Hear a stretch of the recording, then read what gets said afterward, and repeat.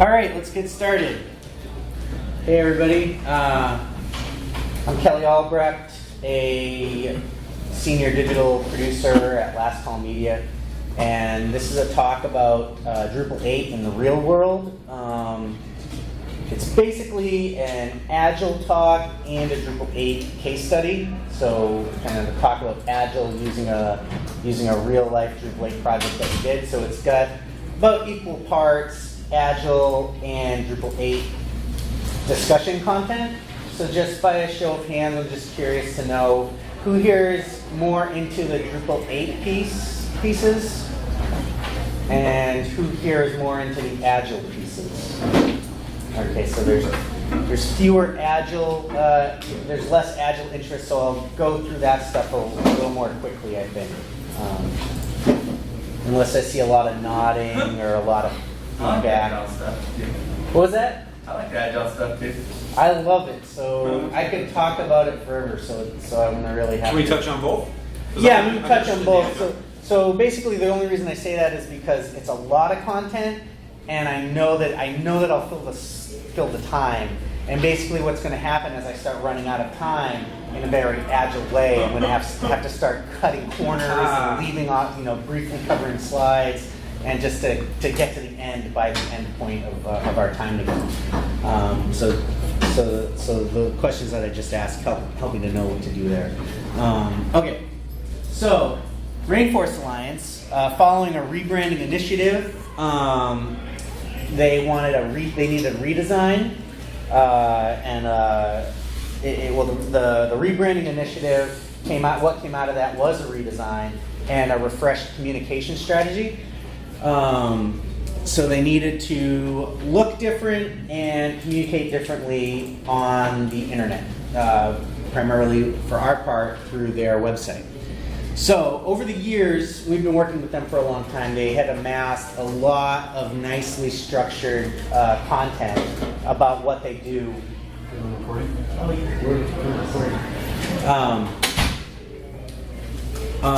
They had amassed a ton of content about what they do, where they do it, really explaining to any site visitor what they're about, what their mission is, of course leading toward people helping to support, whether by donation or volunteering. So Drupal's focus on structured data fit really well with the Rainforest Alliance need for portable and searchable content.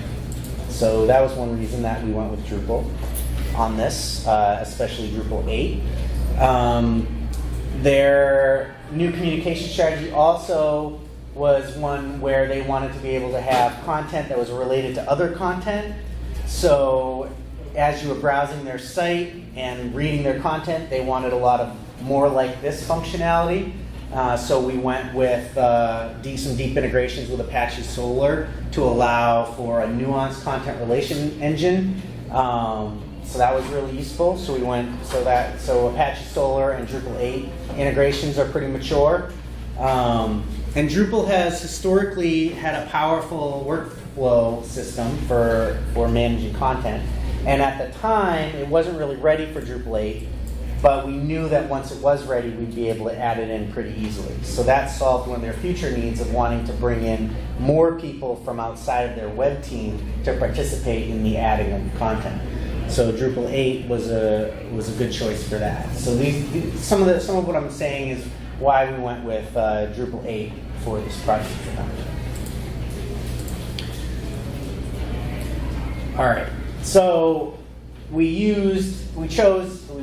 advised and ended up agreeing on some Agile methodology for this. One of the reasons for this project was by the time the project got going, there was a 4-month timeline that was left, and the budget really could only accommodate for about 6 sprints. So there were limits in that sense. They had an annual campaign that they do toward the end of each year, that they wanted this new site and this new rebrand and this new communication strategy in place by this time. So we really didn't have much time for long, drawn-out phases stacked on top of each other. We had to really just get going. So that was one reason. Another arguably more important reason, I think, is that not all the requirements were known at the outset of the project. They had a lot of things that they knew they were going to figure out once they figured out other things. So it wasn't really something where we knew all the information going into it. We knew we were going to have to get some things working, get some things to a reviewable state so that they could make decisions during the project. And that's really what an Agile methodology is all about. Is there a one sentence thing to the word sprint? What is that? Ooh, I'm gonna. That's one of the things I'm gonna try not to spend too much time on. Great. So before I go there, who here is familiar with Agile? Get some hands up. Okay. So then you would know what agility is. You know what agility is? Being able to walk down a plane Mm-hmm. Walk down a plane. Okay. All right. and not fall over. Being active. Flexibility within sprints. Flexibility, right? Okay. So agility is adapting to change, right? And this requires an awareness of things that you may want to change or adapt to. So anyone who's had to, and then by agility, I would think of this as like lowercase a agility, right? So just, anybody that's had to change their plans for whatever reason has some experience in agility. It may not feel like the most agile thing to have to reschedule that dentist appointment, but when you do, that flexibility on everyone's part is, in some sense, on the scale of agility. So, and this requires an awareness, right? So, anything that you do, and this isn't just applicable to software development, anything that you do that claims to be an agile way of doing things has to have, as part of it, places where you can gain awareness and then be allowed to change according to that awareness, according to that new reality. So you would have a moment in any software development project where you're inspecting how things are going, and then depending on what you learn in that moment, you can then go a completely different direction. And really the crux of this reasoning is that reality wins. And if you learn a new thing about the reality in a moment, the right thing to do may be something completely different from what you're planning to do, and that's okay. That's good. And that's because agility is good. So here's a little Charles Darwin quote about how it's not the most intellectual of the species or the strongest. It's those that adapt best to change. So agility is good. I think sometimes if people are doing an agile process wrong, agile could get a bad name for itself. So capital A agile, you may hear that said in a lot of different places. You may hear people say, we use agile at work and it sucks. Well, I don't think that's not agility's problem, because agility is good. That's how your company set it up. Huh? That's your company's problem. Right. This is not agility's problem. So how are iterations agile? All right. Iterations are agile because they aim to provide an optimized awareness into a larger effort, and awareness enables agility. You can't have agility without an awareness. So you can imagine a superhero that is known for their incredible agility. In order for them to be known for that incredible agility, maybe dodging a punch that no normal human would have seen coming, they had to somehow be aware of that. So you can't have agility without awareness. And so iterations are agile because they focus on getting something to what's considered a shippable increment at a certain point in time, so that that project is in its most reviewable state, that it's working, in some sense of working. Not that it's like halfway done, because you don't have a great awareness on what it is you're looking at if it's halfway done. If it's in some state of done. Maybe it's not the best done it ever could be, but it's in some version of its doneness. And that's how your stakeholders, or maybe you are the stakeholder, can get a look at that thing and get awareness on how it's working and decide, this was a mistake. or decide this is going in the right direction. Let's see it after one more iteration. Did that answer your question? Mine? Yes. Well, yes, in a way, but I mean, I still don't know what the word sprint means. Oh, okay. A sprint is producing a shippable increment, which is an iteration of an overall project. Oh, so it's like a time period where you're doing Yep. this particular block of work? Yep. So this project we did in 6 sprints. They were 6 2-week sprints. So they were 6 iterations done in 2-week sprints. But it's not a mathematical concept. In other words, you could have probably made it into 7 sprints, maybe. Yeah, we actually, I'll mention this again, we actually helped them build a backlog of what we forecasted to be 10 sprints worth of work. So we had to figure out which things were important enough to fit into that 6 sprint forecast. Not 10 in addition to, but 10 total. 10 total. Yeah. So they had a lot of stuff they wanted to do, and we'll get to that, the rest of that stuff, but we had to figure out what would fit within the timeline of the budget. So, an alternative to getting started working on something, seeing how it's going at each iteration, is big design up front, or big planning. So, there's a desire in all of us to and comfort in a lot of discovery, a lot of planning, a lot of specking, really trying to figure out how everything should go before you actually do it. Some people try to do this in what they would call sprint zero in an agile. Who's heard of sprint zero? Yeah. I don't believe in sprint zero because a sprint is supposed to have a shippable increment come out of it, and you don't get a shippable increment out of sprint zero. It's just a big planning period of time. But I best understand this need, this desire, this comfort in big planning by reflecting on the following statement. You never get a second chance to make a first impression. So you can understand the pressure and importance of this in some situations, right? So I think the classic one we remember from like TV ads or whatever is getting ready for that first date. And you spend all this time making sure all the hairs are in place and you're all perfect, because the first time you see this person, that's your first impression. That's when it matters. So that's a situation where you feel like failure is not an option. And a lot of times, especially in high-risk projects or where people feel that a lot is on the line, or in design projects where that first moment where a design is going to affect a number of users, there you feel like failure is not an option. So planning and designing and planning is something that feels more comfortable. But this is a problem for a number of reasons.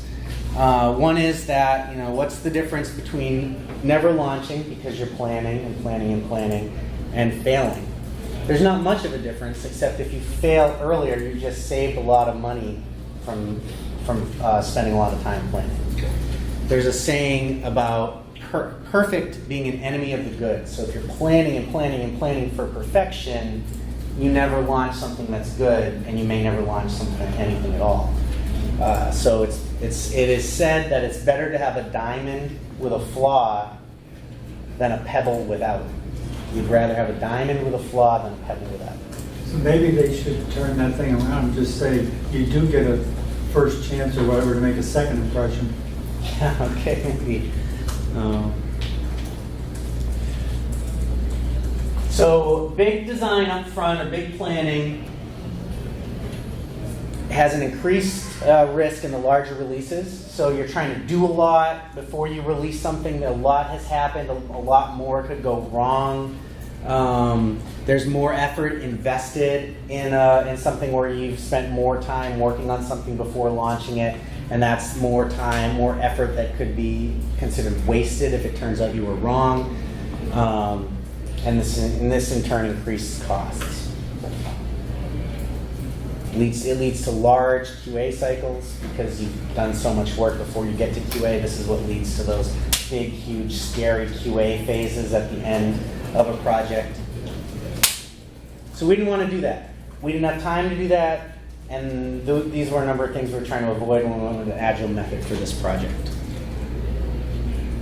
Going the other direction, what can go wrong if we don't plan? If we don't plan at all, right? And I think this is the direction that people often take capital A Agile in, and then what leads to people saying, we use Agile at my company and it sucks. You just jump in and you just work on stuff, and people think they have the freedom to just change their mind and not think. We don't need to plan because we're Agile. And I think that this is where people take Agile in a direction that people hate it. And that's not Agile's problem, because that's not agility. So what can go wrong if we don't plan? You can have a false positive on a fail fast due to a less than iteration. So what I mean by fail fast is you want to fail fast. If what you're working on is a bad idea, you want to find out as soon as possible so you can stop working on it. You don't want to spend months, you don't want to spend 5 phases on something that never should gotten worked on in the first place. You want to figure that out after the first or second iteration so you can figure out a pivot to do something different. And if you don't plan, if you don't have any moment of deliberation, if you don't produce the best first or second iteration possible, it could be, what you could produce is an iteration that just looks terrible and looks to fail. It could be a good idea that could fail because you didn't think at all. And this would be a partially developed iteration. You also end up with a lot of design or planning debt, right? If you don't do any deliberation, if you don't think anything through, if you don't plan at all, you're going to end up with situations where when you want to make a change, you're going to run into issues that if you had just thought for a minute back when you did it the first time, it wouldn't be an issue anymore. So, how do we plan enough but not too much? So here's what we did with this project. We did some collaborative backlog building and grooming in a Google Doc with the client. And what those things are is we started off the project with Scrum, which is an Agile methodology. And in Scrum, the backlog is a documented collection of all the things you want to do in the project. And what you do is you flesh out each item down to what would count as done for that, and you put it in a priority order. So that when you take that list to a sprint planning meeting, the development team can pick from it, and they can commit to pieces of it in priority order and understand what they're committed to get done during the sprint. We did that with the client, and that's a form of planning. That's a form of, here's what we want to do, here's what would count as done, and here are any details needed to achieve that definition. Was that part of Sprint 1? Nope, that was before we started sprinting. Well, would you call it Sprint 0? I would not call it Sprint 0. What do you call it? We called it a backlog building and grooming work. It's not a phase. It's not the... Sounds like Sprint 0. Yeah, but it doesn't have a shippable increment. Well, Sprint 0 usually doesn't, right? That's why it's kind of it's not Sprint 1 to 0. Yeah, it's not as... I think we're talking semantics, but... It's a semantic thing. Yeah. So I'm not trying to pick on anyone who uses that. For me, a sprint has a shippable increment, so I wouldn't call it a sprint. And it wasn't a sprint because we needed a backlog of things before we could even take it to a sprint, to a development team. Do you time box your planning? I mean, you can, but what you need each thing to be is eligible for a sprint planning meeting. Well, you probably have a requirements list. And you say once we meet all these things, we're ready to go. I don't know what you mean. Like everything, you're planning and you're trying to figure out what the client needs. In our company, that's a requirement list. Yeah, so a backlog would be like a requirement list. We focus on it in terms of epics and user stories. How long did your planning take for this particular project? We met with them. Let me see if it's on a later slide here. It took about a month. Okay. And So really, a month and then the 6 sprints. Yep. Yep. And were you doing it in Jira or? We let them use a Google Doc. 'Cause that's what they were Initially coming. just Jira, but you're calling them epics and stories. Yeah, so what we ended up doing is we coached them. Thought I had one on here. Oh, okay. There wasn't really budget for us to take on a full product owner role on this, so what we did instead was we coached them on creating backlog items, and we met with them once a week, sometimes twice a week, to review the backlog that they were developing and point out where the user stories could use more information or could be worded a different way. And so after a couple of weeks, they got it, and they were writing out pretty good stories describing what they wanted that we could take into the sprint planning meetings to pick from. And they were able to prioritize them, and really, we coached them on building their Was requirements. the client familiar with Agile? No. And they So knew. you didn't use any of that terminology with the client, like, hey, I need you to fill out your backlog.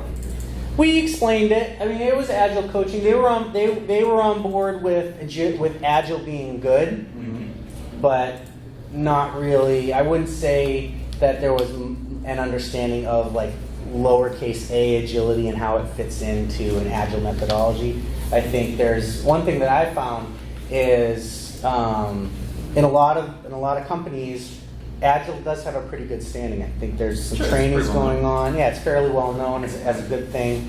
And there was a lot of trust in the relationship. So when we recommended it, it was familiar enough to them that they wanted to go along with it. But So who were you working with on the client side? Were you talking about their web team technical people or these marketing people? there's a web team. And so they have their own marketing people, but this was the web team, and we had them in what in Scrum would be considered a business owner role, and the business owner and the product owner work together to develop and prioritize and groom a backlog, and the business owners represent the stakeholders. So, and the product owner is on the vendor side. Yeah, Agile is really an internal process. But if we're doing it with clients, someone on the client side is the business owner role. So once we got pretty much feeling good about their backlog, we went and did a 2-day collaborative guesstimating forecasting workshop with them. We had them write all of their epics on note cards. And we went and we had a Drupal subject matter expert with us. Well, it was just me and Rob. Rob's the subject matter expert. And what he did was he quickly went through each card and just wrote down just a gut feeling guesstimate on each epic. And then we did almost like planning poker with them, where we held up each epic, or I held up each epic, and said, what size do you think this one is? And they guessed, and it took a few cards for them to kind of get the rhythm of what Rob had said. So if I held up like a user profile, and they would at first they were just guessing because they'd never done this before. Maybe they guessed like 4, and Rob had said 8. So I was like, okay. And so after a while, they kind of started to pick up on what Rob's guesses were. But what was useful about this was sometimes I would hold up a card, and it would be like a landing page, and they would guess, oh, that's a 10. And it would be like, oh, well, Rob said 60. So what's the miscommunication here? What's your Or, point structure? huh? What's your point structure? Seems like He just pretty did high numbers. He just did hours. Okay. He just So did. you did hours, not points or whatever. Yeah, he did. So That's pretty you're the far ones off. guessing? Huh? Who's in this meeting and who's doing the guessing with the cards? The web team, the Rainforest Alliance web team was With the client team. and me, myself, and Rob, the Drupal subject matter expert. Okay, because I would have thought that would have been your team, like developers and things doing that.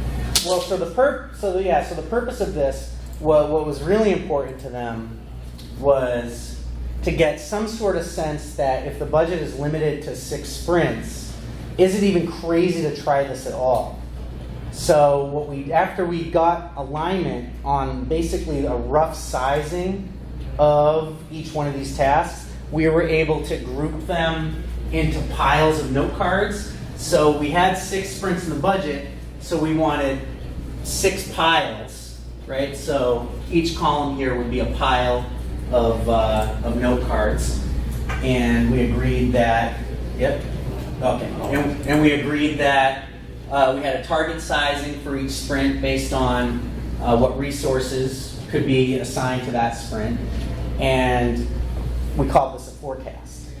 And one of the things that this brought with it that was important was that there's only so much space, and they could see that in a very physical, tangible way, right? We've got piles of note cards, and now all the piles are full, and well, we can make these other piles, so you get this sense of there's only so much space and some stuff's not going to fit in this project, and let's try to prioritize. And, yep, okay. Well, I was just going to wait till you were. Okay. Sorry. All right, I'll go. Is that target sizing? Is that hours? Yeah, we just did everything in hours. I'm not super into points. I personally prefer when that comes into play to try to break tasks down to about the same size, and you can fit so many of those things. I don't even know what points are, so that's fine. Yeah. It's just a relative measure or whatever. Right. But and so is that process just trying to involve the client, like educate them on stuff like you're saying, where your guy who's probably pretty informed on how long things take versus clients and stuff. I mean, they don't really know. It's like you're educating them. No, this thing that you think is not that much effort is actually, at least in our opinion, way different. Yeah, it was that. Black magic to them. They have no idea. It was that plus, I think the most important thing is these are exercises in alignment. You need alignment with your client on what you're working on. And so when we held up a card that was guesstimated at 40 and they guesstimated it at 10, there was an alignment issue. And we got to find out that we were thinking there was way more functionality there than they were thinking. And vice versa. We held up one that was 4 and they guessed 80. Then we got to find out that, they meant all this other stuff that they hadn't mentioned yet. And we were able to get that information out. The real exercise is that conversation. Yeah. I'm holding up the real quote, you're holding up the quote that you think it is, and I'm going to tell you why it should be this. It's like a whole meeting of setting good expectations for your I like that a lot, because it's usually like you go off in the corner, you might have had an internal meeting where you're sizing stuff, and then it's like, okay, client, here's what we came up with, but you're like involving them as part of the process. Yeah, and that... So when they're holding up cards, they're holding up hours? No, they don't hold up their own cards. So it's not like planning poker where everybody has their own cards.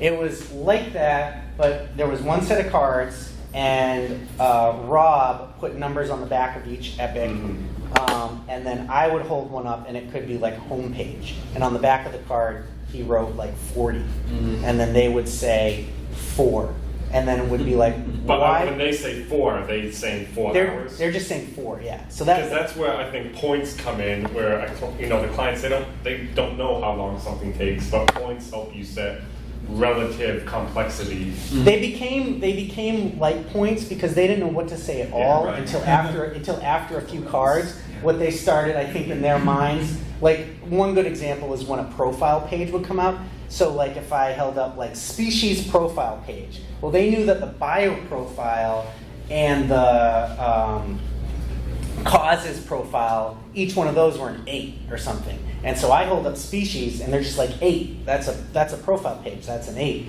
And then just by way of an example, it would be like, well, we wrote 28, and that's because there's something special about this species profile, or so we think. Would you agree with that? And they'd be like, oh yeah, I guess that is a lot more complicated. Or they would say, oh no, we said that, but actually that doesn't really need to get done, kind of thing. That process didn't involve the business folks at all. It was more of the web team. It was the web team were the business owners representing the stakeholders. So that's nice because they were giving you more of a technical understanding of what the requirements were from the stakeholders versus you having to figure that out on your own. You actually leveraged knowledge. Yeah, right. All right, so I'm just curious how during this process, if there was an inclusion of Drupal specifically, or from a technology standpoint, like, what modules are we using? How are we accomplishing this from a technical? There would be, the only thing I can think of is that there would be conversations where, if Drupal does something easier one way than another. So it would be like, well, if doing it this way is okay, there's already a Drupal 8 module that does it this way, so we could do that for the first iteration, kind of thing. Was there a minute? Sorry. No, that's okay. I was going to ask what the web team that you were working with at Rainforest, what was their level of expertise with Drupal? They're experienced site builders and content managers on Drupal 6 and 7. Okay, so they're definitely going to obviously know what the appropriate sizes are. Were they way off? No. It sounds like they were, because you were like, oh, it's 28. Well, they were way off. In the places they were way off, it was for good reason. It was because there was some discrepancy in what we thought needed to be done and what they wanted to be done. When you guys finished the project, how close were your actual hours to your budget hours? Let me. And if that's later on, that's totally fine too. I've got 15 minutes left, so. Because Agile tells us that we're terrible at estimating things. Yeah. So that's really how this plays out. But really, That's great, because that was going to be my real next question. to tie this back to, and this is a form of planning, right? And to tie this back to some of the slides before this, Agile doesn't tell us not to have a plan, but to always be planning, right? So you need to plan things out, figure out what you're going to do, and do the best thing that makes sense at that moment, but have a built-in way to reevaluate and replan. So here's some examples of Agile planning. We do a pre-sprint grooming. So before a sprint planning day, typically during a preceding sprint, we get the team together and we look at the backlog of tasks that are hopeful to be committed to in the next sprint, and we ask any questions and answer any questions, and we basically optimize those sets of tasks for the sprint planning day so that there's less figuring out of what it is that needs to be committed to. So that's a form of planning. Then we have the sprint planning day. So on the day of sprint planning, you're basically looking at that backlog of tasks and deciding what of it you can safely or comfortably commit to doing by the end of that sprint. We did some reforecasting. Oh, another thing I wanted to point out, so that spreadsheet of 6 sprints forecasted, one of the other things that brought into the understanding with the client was the idea of forecasting. So this wasn't like the project plan where this is what we're going to do. This is a forecast. Like, everyone's familiar with a forecast, right? You can be pretty confident on a weather forecast for tomorrow and the day after tomorrow, but 3 days out is anyone's guess. So you can feel pretty good about a project forecast 1 or 2 sprints out, but 3 sprints out is anyone's guess. So this was an important concept to introduce into the project. So when we did a reforecasting at the end of the 3rd sprint, and got some feedback from the team that had been in the trenches, and their ideas on basically to fix some of the sizing guesses that came out of that original forecast meeting, where the subject matter expert just put stuff on cards just to get the conversation started. We got some information from the development team on, well, this one's going to take a lot longer, or this one is actually done because of this other task, and we were able to reforecast those later 3 sprints from the end of the 3rd sprint. Did you get into a point where your reforecasting pushed the backlog items out past the MVP? Yeah. So that was a place for, and I'll try to get into that in more detail when we get to that slide. But right, when we did the reforecasting, they were able to see that some items were in jeopardy of not being done, so we moved those into earlier sprints. And some items actually didn't need to get done in the project, and maybe in a later phase. Those got pushed out. So you were able to achieve MVP in the 6 weeks to launch? Yeah, and in the reforecasting was basically an MVP adjustment. Right. To What be are you going to re- need? What aren't you going to need? Yeah, to Because be- you only got 6 weeks. Yep, Six. yep, yep. And then, did you have a deliverable product during each of those 2 week sprints to a user community, or was it all maintained in development or unpublished in production before it was delivered to just the public, everyone? It was all internal. Okay.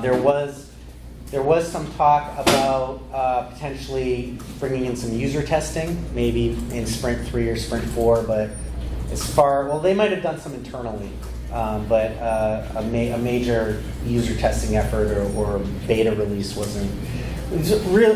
So it's important to keep in mind that this was a redesign of a flagship website. So they really weren't going to actually ship a beta version of it. But you can still do these types of things agile because a shippable increment doesn't mean that it's actually shipped. So it was up until it shipped, it was not public. Can you have It was parallel shipped to the sprints? client. though. Yeah. Right, because they have your data population from the flagship site. Yeah. Oh, yeah. Actually, that's an interesting slide. Just a second. Can you have parallel sprints? I mean, because it looked like on that sheet you had them different times. Can you be running 2 sprints at the same time?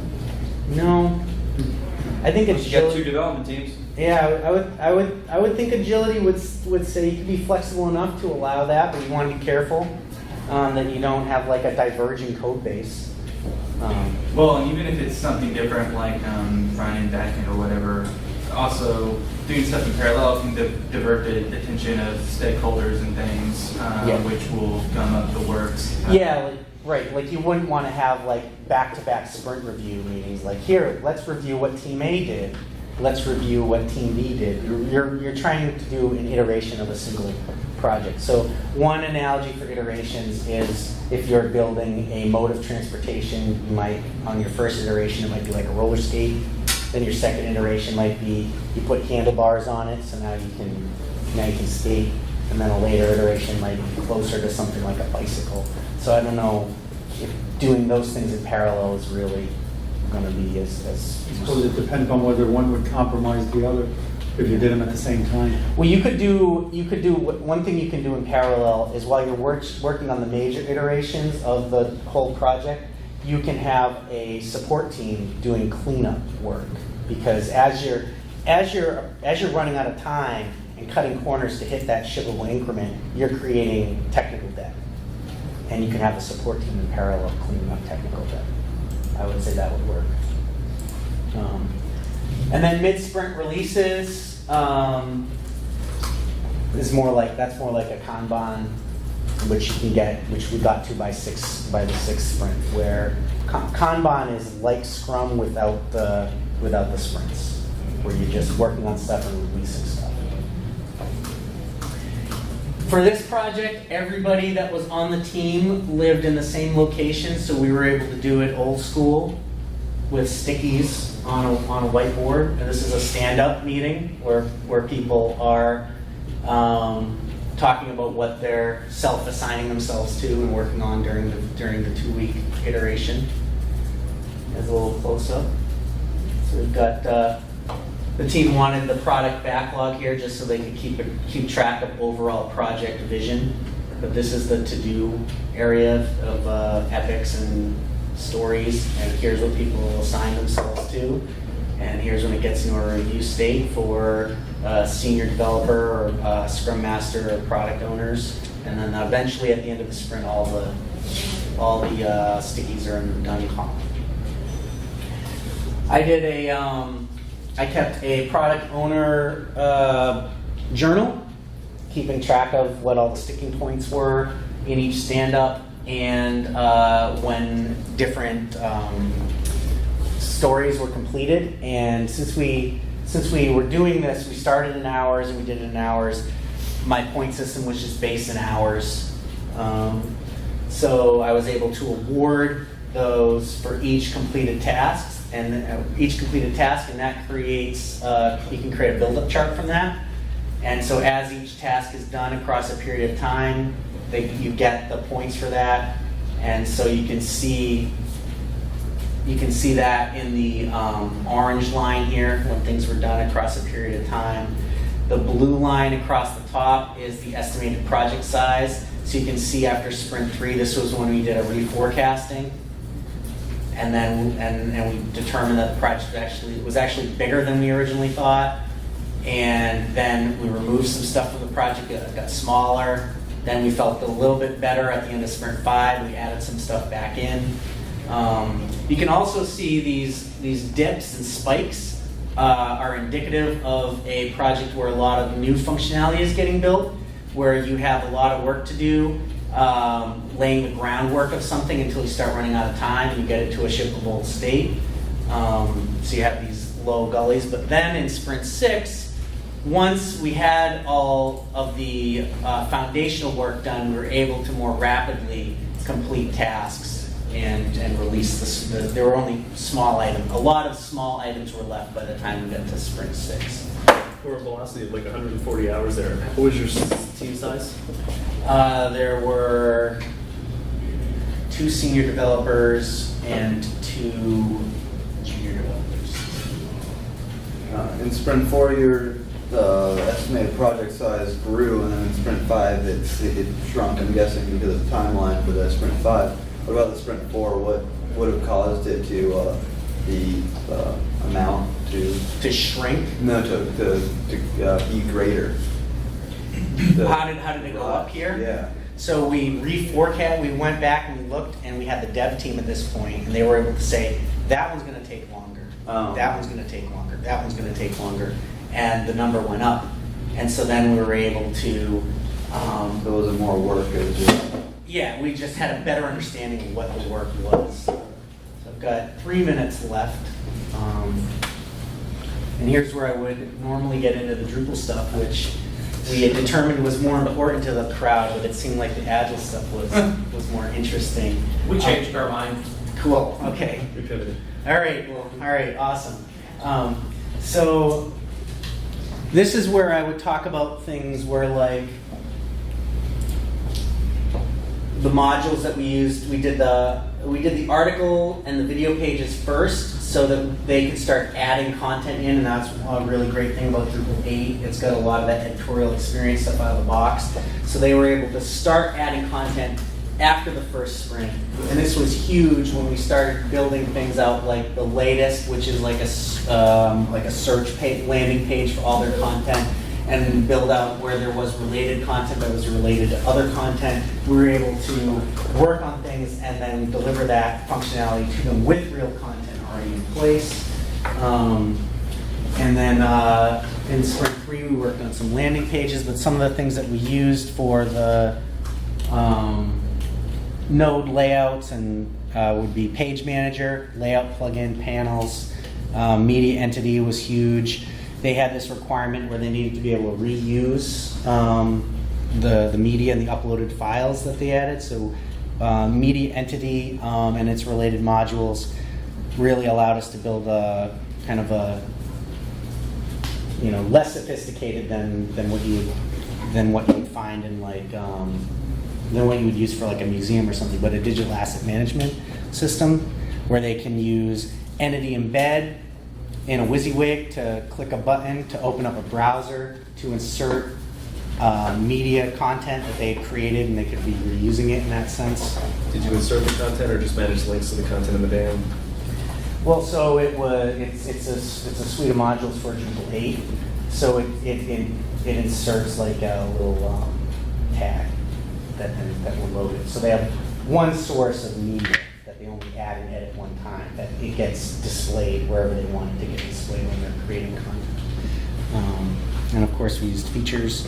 So we'll skip some of this Drupal stuff, but here's a look of Panelizer, Drupal panel panes, or what's it called? In-place editor is big in Drupal 8. Check that out. There's a little image of the stuff was useful for them because they had the technical knowledge as content management Drupal people to actually use some of this panelizer stuff to manage their landing pages. So I guess I'll just, I don't know, should I just keep going?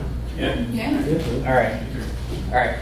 So right here at the end of sprint 3, you can see there's a little bit of a difference in my build-up chart. We have this little, we didn't meet our target basically.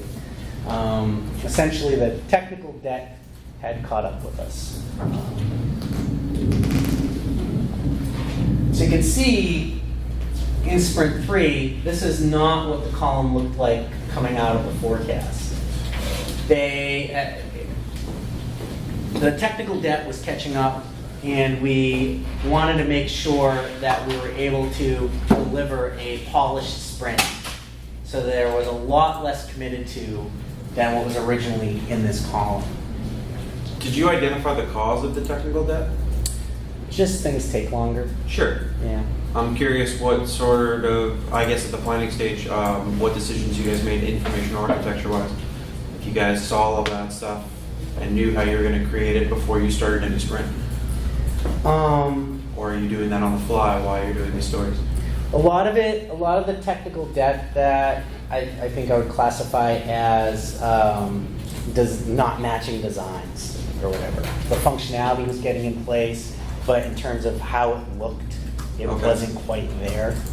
So there was a lot of tweaks being needed. And also, I'll bring up at this point, we use the pattern library. Mm-hmm. So that was so that you could atomize the different elements that display different places. But if you can imagine each one of those things being at some level of an iteration in themselves across the whole entire site, the whole entire site would look a little bit.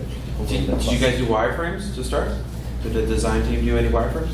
They were the design team, so they did a lot of what did they? Because that's usually how we start a project, is we're delivered all these PSD files. Hey, make it look like this. So they were creating those as they could decide what they wanted, how they wanted them to look. So for the things that we committed to, we had some version of what they wanted it to look like. They were using UIKit and Envision, right? And we also had PSDs for some things. Yeah, we used the same. But there was clearly a disconnect there. Well, it was just, I think it's just reality. Sure. You get started, and some things take longer. Some things aren't fully known on how they should be, or sometimes you need to finish something up in time for review. So What was the timeline as far as when those were coming downstream from the client designs and things versus when you were working on them? it would have been like, so one example was, I think it might have been like green vacations. So it would be like we're starting sprint 4, and it would be, hey, I see green vacations are in sprint 5. We don't have designs for those yet. Is that going to be ready? And then they would say, yep, we're working on those now. Those will be ready. That kind of Were thing. they good about meeting their Yep. deadlines for stuff? Yep. Yeah. Like this. Yeah. This is their job. This was Right, but this still. was the most important thing for their. Yeah. No. I know. Yeah. Client deliverables or Most of us probably don't have the luxury of working with their client, their own development team. It's usually just a bunch of people on that side that know nothing about websites. Yeah. I realize now that you've color-coded this in some specific way. They did that because they had to figure out which ones were desperately needed, they couldn't launch without, Right. which ones they'd really rather not launch without, and then they color-coded some that were green that ended up getting pushed off of this as those could go. Yeah, I think the success of this project is from the expectation from the beginning and all through that you've set with that client. You need a lot of transparency in an Agile project for it to work. Because and trust. I mean, it's really all comes down to trust, right? If you have no trust in a project, then you're going to end up having to do waterfall, where you have to promise everything up front because they don't trust you to figure it out along the way. And then if you don't do what you've promised by the end of the project, it's all on you. but to do an Agile project where you're allowed to figure things out along the way because that is understood as being the best thing for the project, you have to have a lot of trust. So the stuff that didn't get done for launch, did they just drop it until it was finished, or did they link back to existing? The stuff that didn't get done for launch, we've done some of it in like an ongoing support aspect. Is that what you were asking? Did it just, so the stuff that hasn't been done or wasn't done at launch, did it just go away at that time, or did they keep it on an old server and link to it? We were able to avoid that situation. A good example of something that got kicked out that was originally a requirement was the press page section, and so that was a hard requirement for a long time because they had a lot of alignment internally on this being a thing. Right. But when it got time to, hey, not everything's going to fit, we have to cut something, it turned out we were able to cut that because that didn't exist on the old site. So no one was going to miss it. Right. So there was stuff like that that we were able to use, kick out to make room to complete things better. Did they just fill it up as some sort of a hand-edited basic page, or did they? It already was like a basic page. They had a plan for like a bigger thing. But they were able to meet it with a basic page for now until. Yeah. And then from what you were saying, you guys have been continuing to try and add those things that they had originally requested but had to kick out. Yeah. Outside of the 6 week. Outside of the project too. So this wasn't like a thing where we're working outside of the project trying to like make good on all this stuff. Right. So you have like a maintenance feed of cash to work these little items in the background. We have an ongoing relationship where there's just always things to do. And there was no like mentoring or anything, or partnering with a development team at the company? It's strictly that was your company's roles? Yeah, we're the developer. Okay. Yeah. Right, you guys 100% did the development. Yep. And you only really got their dev team involved when you were planning. Well, yeah. So yeah. Well, their web team wasn't a dev They're not. Yeah, the web team's not a development team. They do have some coding skills, and so that like in with UI Kit, we were able to see they were able to do some of the like suggested styling, but then we still had to make it into a Drupal site. So it was nice to be able to communicate on that level. Like they have the front end skills to. So they're content managers. Yeah, they're content managers. They're not PHP coders. Right. So they're content managers with some proficiency in front end technologies. So we didn't. We committed to doing less in Sprint 3, and the deliverable in Sprint 3 was amazing. But the project sustained some emotional damage because there was a lot we didn't get done. And so every project has an emotional cycle. Anybody familiar with this? Daily. So you start out your project, and there's this honeymoon period of certainty, and then reality sets in, and one thing or another happens, and some doubt starts to creep in. And teams that are familiar with this know that the goal is to get from doubt to hope as quickly as possible, because this is going to happen no matter what. I don't know if that graph is steep enough for me. That tracks perfectly to your chart there. Yeah. The first sprint you knocked it out of the park. The second sprint you're lagging a little bit. Then by the third sprint you dropped off. So you're at the front. Yeah, There you go. So, there's the valley. Yeah. And that signaled for the readjustment, for the reforecast. yeah, we had to reforecast it. It took a couple of sprints to There was a conversation that happened toward the end of Sprint 5 that probably could have happened much earlier. But it took a couple sprints to kind of reset expectations. And really, this valley is kind of like mourning the loss of things that you had hoped to get done, that you now have to realize that you're not going to be able to get done just because you can't get it all done. And I used to think that and I still tend to do this, where how am I going to just jump? Just not even have this valley? How am I just going to avoid this? But I think that if you don't have this valley, this valley is how you know that you're doing enough, right? You know you're doing enough when you come up against that wall of the things you can't do. Just because of time? That you run out of time. You need to do as much as you can. You need to try to do as much as you can.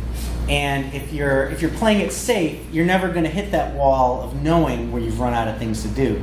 So if you try to do as much as you can, you're probably going to hit that wall where some of the things that you hoped to do, you're not going to be able to do.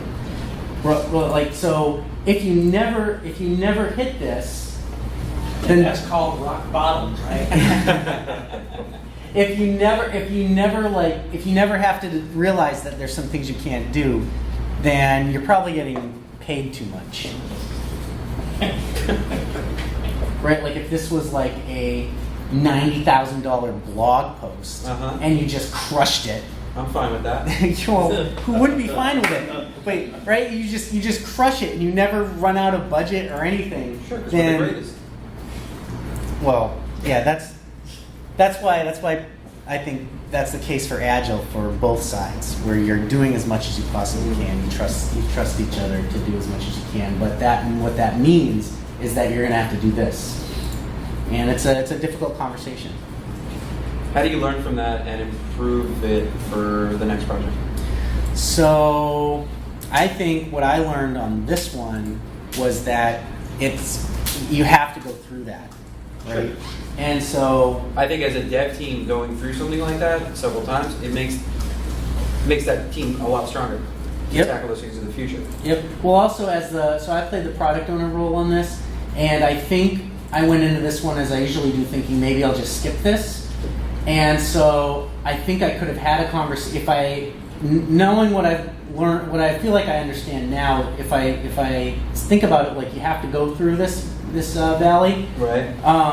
then I would have had this conversation right away, rather than thinking like, oh, they're not freaking out too much. Maybe we're not going to have this.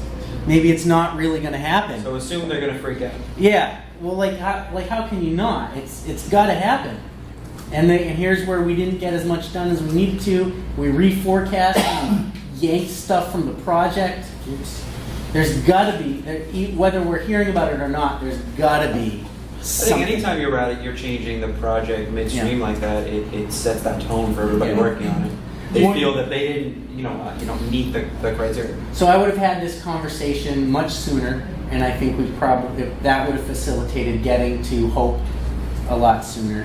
One of the things that did help was when we were talking about forecasting and everything earlier, that really set the stage. I was able to refer back to that, the needing to be flexible, the fact that not everything's going to fit, the fact that we can't predict the future. Some things are going to take longer, some things are going to take shorter. We need to be flexible. I was able to refer back to all of that to explain how we even got into where we're at. And that we all agreed that we're going to try to do this piece, and maybe it's going to be hard, but we can try to do it, but we need to be flexible. Do you find that there's always like the same, so you hit doubt halfway through? Yep. Is it pretty much always the same, or is sometimes doubt show up a lot earlier and hope comes up earlier? Or That's an interesting point. do you judge the success of a project by... In what sprint you hit doubt? Yeah. I haven't kept track of it like that, but I think it's really just the amount of time for the likelihood that something is going to go wrong. Because if something goes wrong, like here, there's still that honeymoon period where, like, okay, we've got plenty of time. Everybody's really excited about the project. Yeah, everyone's excited. Oh, an early snag. We've got the whole length of the project to recover from this. Sure. But as you get deep into the project, so here is where it's almost like a midlife crisis, right? Like there's we're halfway through, and it doesn't look like a sure thing, and so now that's where maybe it's what we had. Life is never a sure thing, right? So I think it's kind of like, I haven't really paid attention to it to answer your specific question, but I do think that it has to do with the length of the project, and that's why it ends up being kind of. I got a quick budget question on the numbers that you put for the sprints. It looked like you budgeted 140 hours per sprint. Yep. So Is it's that what, just dev? 2 weeks. I was just going to ask you how you broke it down. You said 4 developers. Typically, we say that a developer has probably no more than like 4 to 5 hours of development time for the day. Yeah, so we did 35 per week. 35 a week times 4. Yep. Gotcha. Yeah, and they didn't have budget for a product owner, so that's why we did the agile coaching on the backlog grooming to start. So then my involvement was mostly hands-off throughout the project. Cool. This project include any sort of automated QA or acceptance testing, anything like that? Yeah. How did you break up your 2 weeks? How Um, much of that was actual dev work? How much of that was testing, deploying? well, we had the ScrumMaster doing a lot of the QA, visual QA, and the developers were writing tests as they were building stuff. And then if anything came up as busted in a later sprint, they'd fix it and write a test for it. And so it was all integrated in with the work. So I'll skip these, and reality will always win, but are you really on its team?